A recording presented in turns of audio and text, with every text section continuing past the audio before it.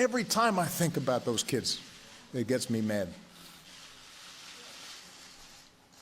And by the way, it happens on the streets of Chicago every day.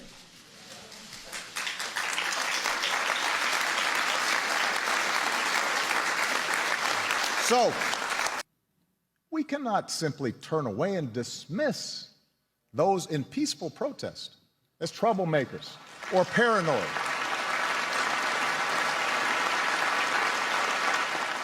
Whether you are black or white or Hispanic or Asian or Native American or of Middle Eastern descent, we have all seen this bigotry in our own lives at some point.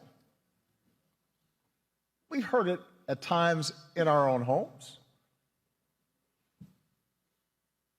If we're honest, perhaps we've heard prejudice in our own heads and felt it in our own hearts. We know that. And while some suffer far more under racism's burden, some feel to a far greater extent discrimination's sting. Although most of us do our best to guard against it and teach our children better, none of us is entirely innocent. No institution is entirely immune. And that includes our police departments.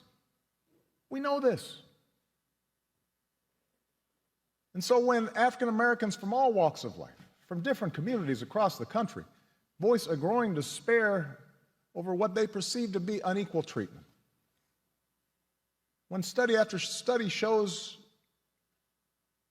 that whites and people of color experience the criminal justice system differently, so that if you're black, you're more likely to be pulled over or searched or arrested, more likely to get longer sentences, more likely to get the death penalty for the same crime.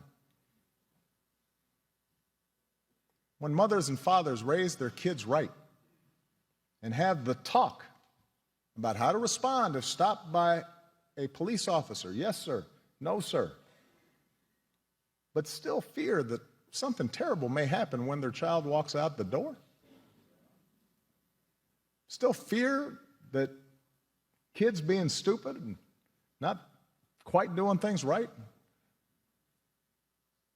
might end in tragedy. When all this takes place more than 50 years after the passage of the Civil Rights Act, we cannot simply turn away and dismiss those in peaceful protest as troublemakers or paranoid.